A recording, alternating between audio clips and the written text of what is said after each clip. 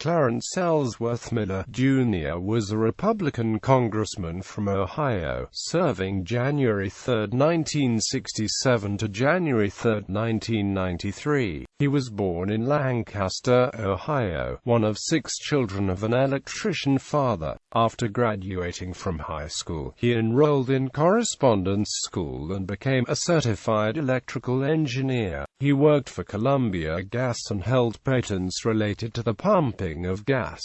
Miller was elected to the U.S. House of Representatives in 1966 to represent a section of southeastern Ohio where, in Lancaster, he had served as mayor. During the Persian Gulf War, he was reportedly the only member of Congress who had a grandson fighting in that conflict. By training, he was an engineer, and the Almanac of American Politics read that Mr. Miller approached politics with the precise and orderly manner that one might expect from someone of his profession.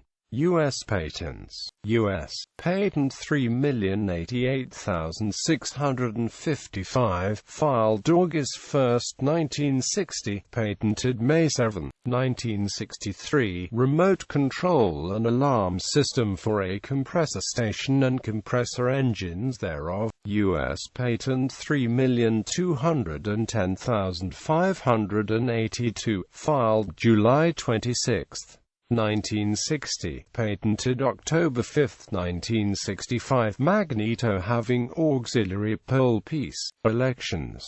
In 1966, the 10th Congressional District elected Miller to the 90th Congress, defeating incumbent Democrat Walter H. Moeller, and he was re-elected to 12 succeeding Congresses. Miller was a 13-term Ohio Republican nicknamed 5% Clarence for his persistent efforts to cut spending bills by that amount. He did not cultivate publicity, preferring instead to focus on legislation more than on the Washington talk show circuit. He was known for his near-perfect attendance on votes no matter how minute.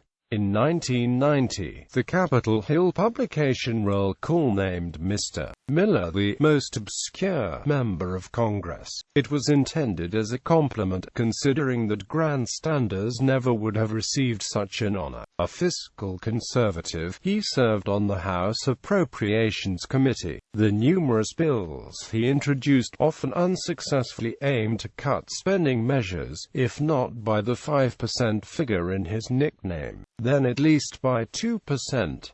In 1977, he succeeded in persuading House colleagues to cut foreign aid by 5%. He lost his bid for re-election in the 1992 primary after redistricting elections by a landslide. 12 of the 13 elections won by Mr. Miller were by a margin of victory of greater than 25%. Heated 1992 primary. Ohio lost 2 seats in the 1990 reapportionment. The Democrats and Republicans in the Ohio General Assembly struck a deal to eliminate 1 Democratic and 1 Republican district, as 1 congressman from each party was expected to retire. The Republican expected to retire was Miller, but he announced he would run again. The Democrats in the State House would not reconsider the deal, and so Miller's 10th district was obliterated. The new district map was not agreed upon by the General Assembly until March 26, 1992, 1 week before the filing deadline for the primary originally scheduled for May 5. Miller's own hometown was placed in freshman David Hobson's 7th district, but Miller chose to run in the 6th district against Bob McEwen. Only one of the 12 counties in Miller's old 10th district was in the new 7th, but the largest piece of his old district, 5 counties, was placed in the new 6th. Miller also had strong distaste for McEwen, a Hillsborough Republican in his 6th term who had been elected to Congress at age 30, despite being hurt in a fall in his bathtub after slipping on a bar of soap, an injury that led Republicans to expect his withdrawal. Miller stayed in the race. A deal was hoped for as late as May 15, the day Miller was scheduled to hold a press conference Ohio political observers thought he would use to announce his withdrawal. But Miller stayed in the race and the two incumbents faced each other in the Republican primary on June 2, 1992. McEwen, who Congressional Quarterly's Politics in America pronounced invincible, was caught up in the House banking scandal, which had been seized upon by Newt Gingrich, a like-minded conservative House Republican, as an example of the corruption of Congress. Martin Gottlieb of the Dayton Daily News said McEwen was collateral damage to Gingrich's crusade.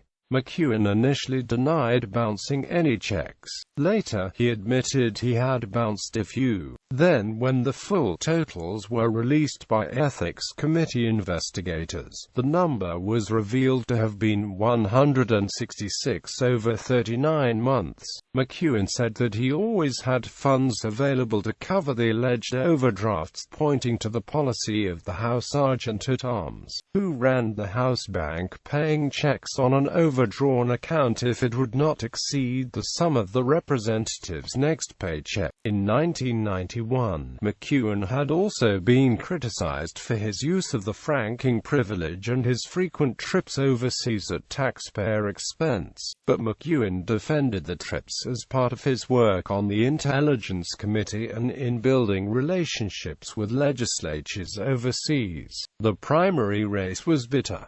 Miller called McEwen Pinocchio, and McEwen said of Miller, his misrepresentations and falsehoods are gargantuan. I tried to be his best friend in the delegation.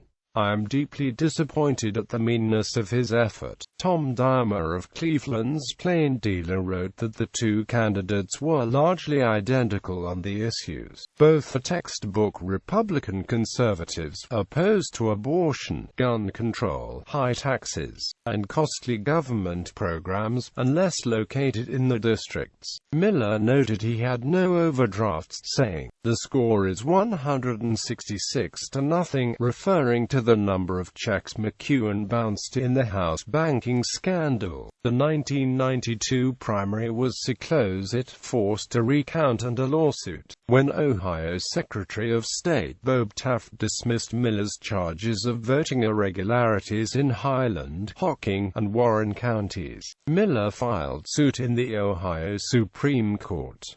Only in August did Miller drop his court challenge, and then only because his campaign was out of money. In the final count, McEwen won 33,219 votes to Miller's 32,922, a plurality of only 297 votes. Ominously for November, each had won the counties they had formerly represented, McEwen making little headway in the new eastern counties in the district. After the final result, Miller refused to endorse McEwen and carried an unsuccessful legal challenge to the redistricting to the United States Supreme Court, insisting district lines should be drawn on a politically neutral basis. After the primary, McEwen introduced H.R. 5727 in the House to name the locks on the Ohio near Gallipolis after Miller, but the bill did not pass. McEwen subsequently lost the general election that year to Ted Strickland. Family. His wife of 51 years, the former Helen Brown, died in 1987.